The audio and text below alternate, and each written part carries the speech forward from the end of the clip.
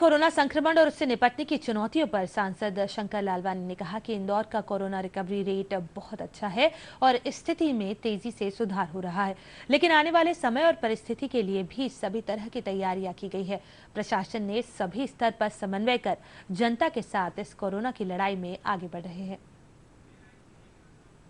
इंदौर जिस स्थिति में था उससे सुधार आया है। हम टॉप 5 शहरों में थे देश के, लेकिन अब हमारे इंदौर में बहुत सारे मरीज ठीक होके जा रहे हैं। जो कि हॉस्पिटल में थे वो हॉस्पिटल से ठीक होके जा रहे हैं, आइसोलेशन में थे वो आइसोलेशन से ठीक होके जा रहे हैं। तो रिकवरी रेट हमारा बहुत बड़ा है। तो निश्चित तौर पे पहले से स्थिति सुधरी है, लेकिन हम सतर्कता बढ़ते हुए हैं। हमने पूरे प्रिकॉशन के लिए आने वाले समय की चिंता को ध्यान में रखते हुए लिए हैं। शहर की जनता में जनजागरण किया है कि किस प्रकार आने वाले समय को हम चुनौतीपूर्ण मान के चलें। और इसको देखते हुए हमने जिस प्रकार अनलॉकडाउन की बात आई थी, लंबे समय लॉकडाउन होने के बाद अनलॉकडाउन धीरे धीरे करा, हमने एकदम नहीं खोला। पूरे देश में बहुत सारी चीज़ें एक साथ खुली, हमने धीरे धीरे खोली, स्टेप बाइज खोली, और उसके कारण शहर में जो लोड है वो कम रहा। और मुझे लगता है जिस प्रकार से परसेंटेज पॉजिटिव का कम हुआ है, आने वाले दिनों में हम देखेंगे कि इंदौर की स्थिति सुधरी हुई दिखेगी।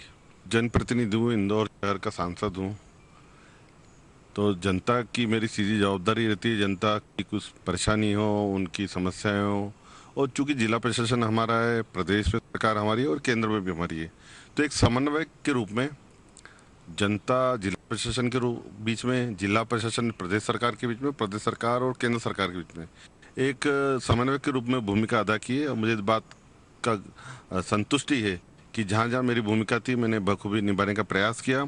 जहाँ तक शहर की जनता की बात करें, उस पहले दिन से जिस दिन माननीय प्रधानमंत्री जी ने लॉकडाउन की बात कही थी कि ये जनता कर्फ्यू है, उस दिन से हम सक्रियता से इस काम में लगे हुए हैं। और मुझे इस बात का गर्व है कि इनकी जनता ने साथ दिया और सब ने मिलकर इस कोरोना की लड़ाई में हमारा साथ दिया। आगे कोरोना का पीक आने और स्वास्थ्य सुविधाओं पर इंदौर सांसद शंकर लालवानी ने कहा कि हमें सावधानी बरतनी होगी। आगे की चुनौतियों के लिए भी सभी तैयारियां की गई हैं। साथ ही इंदौर में पर्याप्त स्वास्थ्य सुविधाएं हैं। अभी भी 75% बेड खाली हैं। या एम्स के डॉक्टर ने जिस प्रकार से कहा है कि एक पीक जुलाई में आ सकता है, उसी को ध्यान में रखते हुए हमने सभी तैयारी की है। एक सुपर स्पेशलिटी हॉस्पिटल है, उसको देख के हम आज ही उसको देख के आए हैं। संभावना है 3-4 दिन में शुरू हो जाएगा। और भी हॉस्पिटल हमारे ध्यान में है, लेकिन जिस प्रकार अभी भी हमारे पास जो बेड की ऑक्यूपेंसी है वो 22% है। 78% बेड अभी भी हमारे पास खाली हैं। तो मुझे लगता है कि हमारी तैयारी है, या कोई अगर ऐसी विपत्ति आई तो तैयारी है। पर जो हालात दिख रहे हैं, मुझे नहीं लगता कि ऐसे हालातों में कोई ऐसी बड़ा हाई क्या पीक आएगा। लेकिन उसके बावजूद भी जनता से हमने कहा है कि आप जिस प्रकार से अनलॉकडाउन हम कर रहे हैं, ये अनलॉकडाउन और हम खोल सकते हैं, उसमें जनता का साथ चाहिए, जनता सावधानी बरते। अगर जनता सावधानी बरतेगी तो निश्चित तौर पे जिस प्रकार का वातावरण, सकारात्मक वातावरण इंदौर में, तो हमें ज़्यादा बेड की आवश्यकता नहीं पड़ेगी। कोरोना की जंग में जनता की महत्वपूर्ण भूमिका बताते हुए सांसद लालवानी ने कहा कि इस जंग में प्रधानमंत्री और मुख्यमंत्री के आह्वान पर जिस तरह से पूरा देश उनके साथ चला है, यह अद्भुत है। साथ ही उन्होंने बड़ी कुशलता से इस महामारी को नियंत्रित किया है। माननीय प्रधानमंत्री जी ने, माननीय मुख्यमंत्री जी ने जिस प्रकार से आह्वान जनता को किया था, और मैंने देखा कि जिस प्रकार माननीय प्रधानमंत्री जी आह्वान करते हैं, उस पूरा देश उनके साथ चलता है। और वो देश में नहीं, हमने देखा कि किस प्रकार माननीय प्रधानमंत्री जी हमारे देश का नेतृत्व नहीं, इस कोरोना महामारी में वो विश्व का नेतृत्व कर रहे थे। पूरा विश्व उनके पीछे था और पूरा विश्व उनके कार्य प्रणाली से कायल था कि जिस प्रकार उन्होंने कोरोना को नियंत्रण करा 130 करोड़ से भी ज़्यादा जनता के बीच में। तो निश्चित तौर पे ये माननीय प्रधानमंत्री जी का आह्वान ही है जो जनता के अनुसार चल रही है। और हमारे मुख्यमंत्री जी ने भी उनके आह्वान को आगे बढ़ाते हुए हम सब ने इसको आगे बढ़ाया और जनता पूरा साथ दे रही है। शंकर लालवानी ने कहा कि प्रवासी श्रमिकों की मदद में इंदौर की जनता और बीजेपी के कार्यकर्ता आगे आ रहे हैं। इंदौर के लोगों ने प्रवासी श्रमिकों को भोजन, पानी, दवाइयां सहित सभी तरह की सुविधाएं उपलब्ध कराई हैं।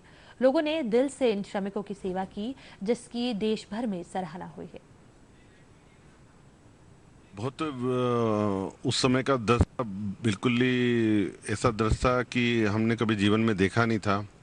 हजारों की संख्या में मजदूर पलायन करके जा रहे थे और देखा कि दो दो दिन से तीन तीन दिन से छोटे छोटे बच्चों ने भोजन नहीं किया था, पानी नहीं मिला था, पैर में छाले थे, दवाइयाँ नहीं मिल रही थी, बीमार थे। तो एक बहुत ही ऐसा दृश्य देखने को मिला जो कि मन को बहुत ही पीड़ादायक था। और हमारे प्रधानमंत्री जी ने, हमारे राष्ट्रीय अध्यक्ष जी ने, माननीय अमित शाह जी ने, माननीय मुख्यमंत्री जी ने एक आह्वान किया था कि आप घर से निकलें। ये सभी कार्यकर्ताओं को आह्वान किया था और उनकी चिंता करें।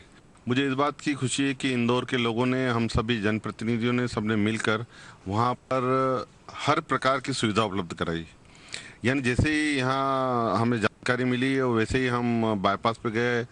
हजारों उन मजदूरों के लिए राशन, भोजन, कपड़े, दवाई, चप्पल, जूते, हर प्रकार की सुविधा। और प्रशासन ने बसों की व्यवस्था की, सरकार ने पूरी व्यवस्था की। यहाँ तक कि छोटे छोटे लोगों ने, मैंने इससे देखा है कि विकलांग अपनी ट्राईसाइकिल पर राशन घर से भोजन बना के, वो मेरी क्षमता है 20 पैकेट भोजन बनाने की, तो वो भी मजदूरों के लिए वहाँ बना के लेके आ रहा था। हमने देखा कि किस प्रकार से एक ऑटो रिक्शा वाला अपनी ऑटो रिक्शा से, उनका कहना था मेरे ऑटो रिक्शा में 3 लीटर पेट्रोल है, मैं 3 लीटर पेट्रोल जितना मैं जाके मैं उनको छोड़ के आऊंगा। तो ये जो भावना है लोगों की उनके प्रति जो थी कि जो हम कर सकते हैं वो हम करें। तो मुझे याद है कि जब हम उस बाईपास पे से मजदूरों के बीच में थे, उन्होंने ये कहा था कि महाराष्ट्र में बहुत ही हम ऐसी स्थिति से गुजरे हैं कि जब हमको पानी पीने का पानी नहीं मिला। और ये वही मध्य प्रदेश से, जहाँ माननीय प्रधानमंत्री जी, माननीय मुख्यमंत्री जी की पार्टी के आह्वान पर हमें भोजन मिला, राशन मिला, दवाइयाँ मिली, जूते चप्पल मिले, हर प्रकार की सुविधा मिली। तो ये मध्य प्रदेश से और भारतीय जनता पार्टी कार्यकर्ता है जिन्होंने सेवा कार्य किया।